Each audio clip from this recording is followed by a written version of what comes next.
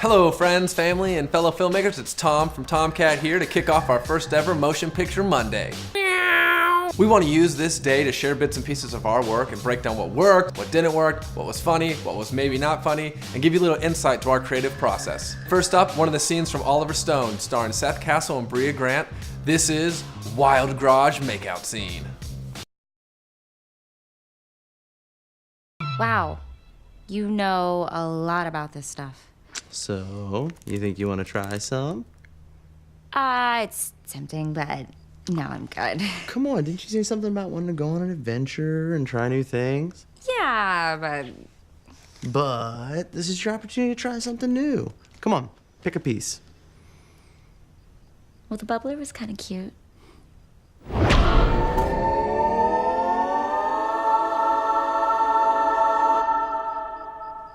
All right, you ready? Mm-hmm. Just breathe in.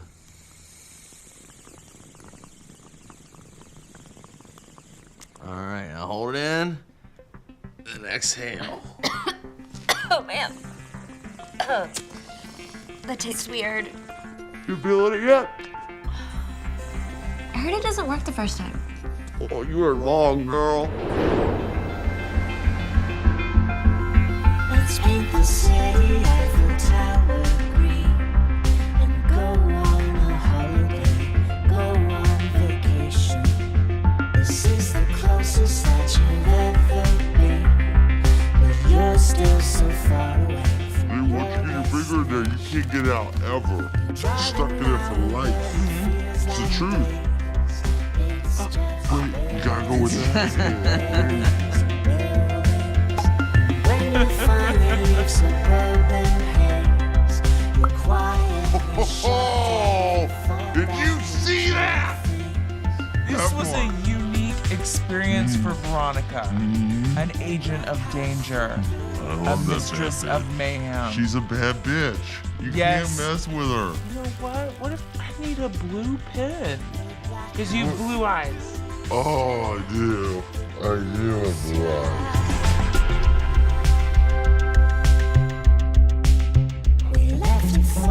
That is so amazing. Have you thought about being a professional? Like a professional guitar player? Had she ever been in love? This female of fanciful fiction? Has she?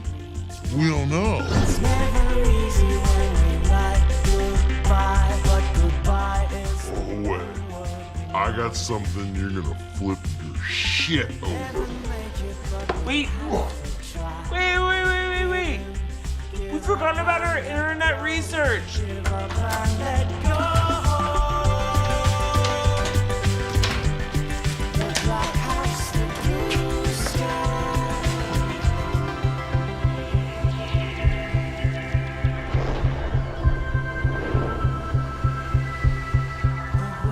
Strawberry. Amazing.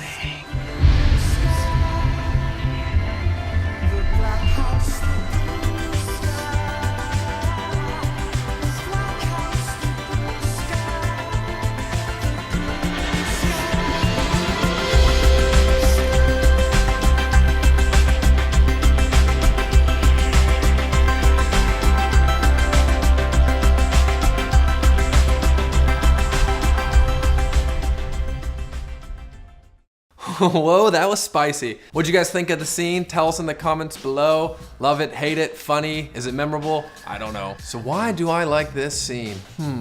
Two characters, you know, Seth Cassell's character Oliver, Brea Grant's character Megan, and they both come from these different backgrounds, and as the film unfolds and they get involved in each other's lives, they're kind of getting on each other's nerves and they're kind of like building a case against each other. This is the scene right in the middle of the film where they both kind of like let their guard down. They've been working on this adventure together, going after a stolen car. They've started to build their case. They're starting to find evidence to figure out where it's at, and they're coming back to Oliver's house to do some research. And when they're there, both of their guards kind of come down, and it kind of is like both of their worlds collide. I thought that both Brea and Seth were really spontaneous and fun and like brought a lot of improv to the scene that really made their characters come to life. And I think it's one of the most honest moments between both Seth as Oliver and Brea as Megan, as we learn a bit more about their backstory and what makes them tick. It's also fun watching these two characters kind of fall in love on screen, and like everything that happens after this, their connection is like just that much more powerful.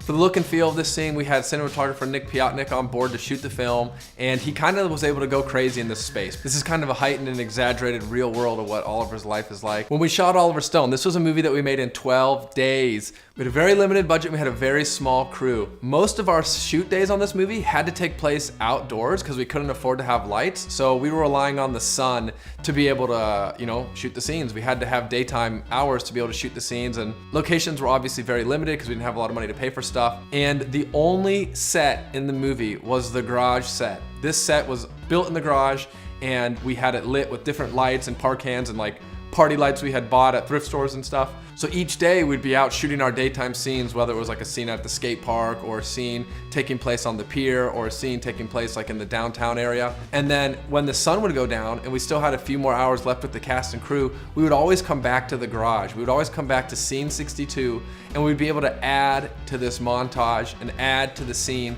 And our editor, Tyler MacIntyre, he was cutting the film as we were going. So every day we'd go out and shoot different parts of the movie. We'd come back and he would have a little bit more of scene 62 put together, and everyone would kind of sit down and watch it and be like, oh, this has a really great feeling. What else can we add to the scene?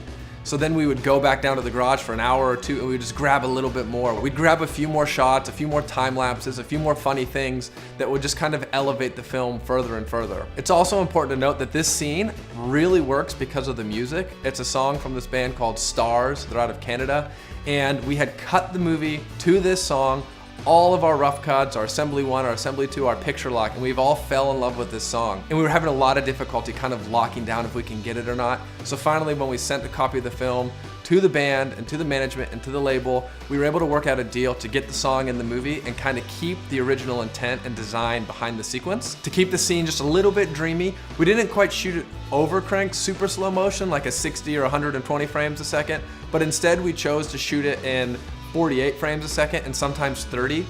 Our sound recorder, Johnny Kubelka, he cranked the audio up to like 96 hertz so that we'd be able to slow it down. One of my favorite things to note is that I think that Seth Cassell's voice as Oliver, it definitely feels like it's slowed down in a much lower tone, but Megan's voice, Brea Grant, she kind of switched to kind of sound like Donna from That 70s Show.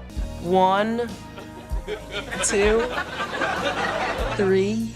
This female of fanciful fiction. And it was just super funny. Every time we were cutting, it was like, is this slow motion? Is this just real time? But in the end, I think it has a cool effect, intercutting between these little slow motion moments and these sped up moments to kind of speed through the evening. Another little victory about the scene for me was that this was the page of the script that everyone told us to cut. You're reading this movie and it's got all this dialogue and all these jokes and kind of fun things happening. And then you got to page on the script, it was like around 60 or something like that. That was just a page of description. It was Oliver and Megan enter the garage. They start playing with the Chinese finger trap. She tells him stories about her journal. They bounce around on the trampoline. They ride bikes. They eat ice cream. They make out. Everyone said, you get to this page in the script and you just hit a wall. But me and Jazz and Elliot and the filmmakers involved in making the project, we just kind of had faith that this scene was going to be a moment to relax in the film. It was going to be like a breath of fresh air. It was going to be visually exciting. And from a production standpoint, it allowed us to be able to shoot some of those nights after the sun went down. In the end, scene 62 is one of my all-time favorites. I affectionately refer to it when I tell people about Oliver Stone and my experience making the movie. What are your thoughts on the scene? Tell us below. Did it work? Did it not work? If you like what we're doing here at Tomcat, be sure to slap that subscribe button, and we'll be seeing you soon.